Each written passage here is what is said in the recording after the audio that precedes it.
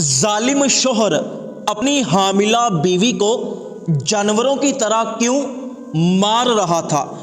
आखिर बीवी ने ऐसा क्या किया था? शोहर अपनी मोटरसाइकिल को साफ कर रहा था और बीवी कमरे को ताला लगा रही थी। कमरे को ताला लगाने के बाद बीवी शोहर के पास आई। बीवी ने कहा कि मैंने कमरे को ताला लगा दिया है, चलो। शोहर मोटरसाइकिल पर बैठा। जब बीवी मोटरसाइकिल पर बैठने लगी तो शोहर की नज़र बीवी के मुंह पर पड़ी। शोहर ने गुस्से से बीवी के साथ बात की, कहने लगा कि उतरो, नीचे उतरो। बीवी नीचे उतर गई, कहने लगी कि क्यों, क्या हुआ है, अब कौन सी चीज़ रह गई है?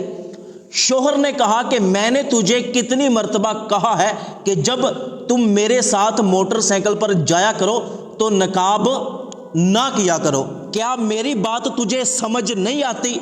और आज मैंने अपने दोस्त की शादी पर जाना है तो हरगिज़ तुम मेरे साथ नकाब करके मेरे दोस्त की शादी पर नहीं जा सकती। तुमने अगर मेरे साथ जाना है तो बगैर नकाब के खुला मुंह छोड़कर जाना है, समझी तुम? बीवी ने कहा कि मैं हाफिज़े कुरान हूँ, अगर मैं भी शादी पर दूसरी औरतों की तरह खुला मुंह छोड़कर बगैर नकाब के चली गई तो फिर मुझ में और उन औरतों में फ़र्क क्या रहेगा? क्या मैंने इसीलिए कुरान पाक हिफ़्ज़ किया है? मैं कभी भी बगैर नकाब के तुम्हारे साथ नहीं जाऊंगी। और ये क्या तुम रोज़ाना की रट लगाए रखते हो कि नकाब नहीं करना, नकाब नहीं करना? जब भी मेरे साथ बाज़ार जाना है तो बगैर नकाब के खुला मुंह छोड़कर जाना है। मेरी बात सुनो, मैं हाफ़िज़े कुरान हूँ और मैंने कुरान पाक इसलिए हिफ़्ज़ नहीं किया ताकि मैं दूसरी औरतों की तरह खुला मुंह छोड़कर बाज़ारों की रौनक बनूं। और मेरे माँ बाप ने मेरी ये तरबियत नहीं की कि मैं खुले बाल छोड़कर, खुला मुंह छोड़कर तुम्हारे साथ गलियों बाज़ारों में फिरूं। मैं ये नहीं कर सकती। और तुम्हारी ये जो ख्वाहिश है कि मैं खुला मुंह छोड़कर तुम्हारे साथ शादी पर जाऊं, ये मैं कभी भी पूरी नहीं होने दूंगी। बस इतनी सी बात थी कि जालिम शोहर ने अपनी बीवी को जानवरों की तरह मारना और पीटना शुरू कर दिया। ना जाने बीवी ने ऐसा कौन सा जुर्म कर दिया था कि शोहर उसे जानवरों की तरह मार और पीट रहा था। जालिम शोहर कभी अपनी बीवी को हाथों से मारता और कभी टांगों से मारता। उसे ज़रा भी अपनी बीवी पर रहम नहीं आ रहा था। और जालिम शोहर को यह भी ख्याल नहीं था कि मेरी बीवी हामिला है, कहीं ऐसा ना हो कि मारते मारते कोई नुकसान हो जाए। इतनी देर में उस लड़के का बाप बाहर से आया।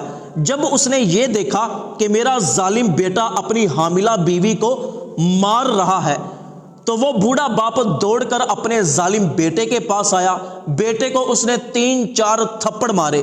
कहने लगा कि तुम्हें शर्म नहीं आती, अपनी हामिला बीवी को जानवरों की तरह मार रहे हो?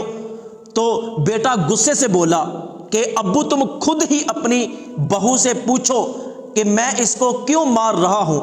तो बूढ़े बाप ने अपनी बहू से पूछा कि बेटी आखिर तुमने ऐसा क्या किया कि ये तुम्हें मार रहा है?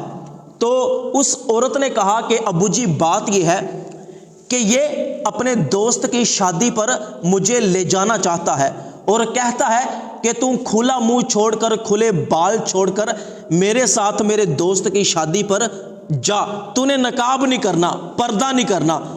तो मुझे आप बताएं, क्या ये ठीक है? क्या मैं बेपर्दगी के साथ इसके दोस्त की शादी पर जाऊं? बहू की ये बात सुनते ही बूढ़े आदमी को गुस्सा आया और उसने अपने बेटे को खूब मारा और पीटा और अपने बेटे से कहने लगा कि कुछ खौफे खुदा करो। क्या तुझे नबी पाक सल्लल्लाहु अलैहि वसल्लम का ये फरमान पता नहीं है कि नबी करीम सल्लल्लाहु अलैहि वसल्लम ने इरशाद फरमाया कि जो शख्स अपनी बीवी को बेपर्दगी के साथ बाज़ारों में घुमाए और फिराएगा ताकि लोग उसका मुंह देखें तो वो جہنم میں جائے گا، وہ جنت کی خوشبو بھی نہیں سونگھ پائے گا۔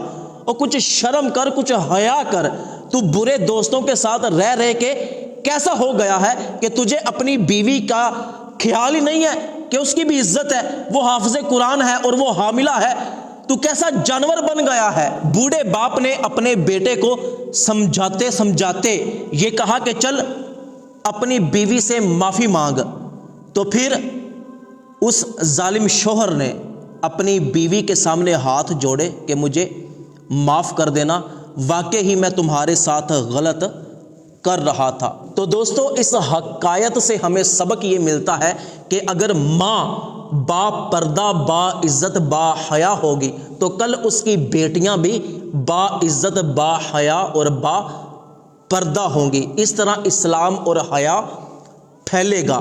اور دوسری طرف نبی کریم صلی اللہ علیہ وآلہ وسلم نے یہ ارشاد فرمایا کہ جو بندہ یہ چاہتا ہے کہ مسلمانوں میں بے حیائی پھیلے، بے پردگی پھیلے، تو وہ اپنا ٹھکانہ جہنم میں تلاش کر لے۔ اللہ پاک سے دعا ہے کہ اللہ پاک مسلمان مرد اور عورتوں کو حیا عطا فرمائے اور دین کو سمجھنے کا فہم عطا فرمائے۔ ثواب کی نیت سے اس پیغام کو اپنے تمام دوستوں تک ضرور پہنچائیے گا۔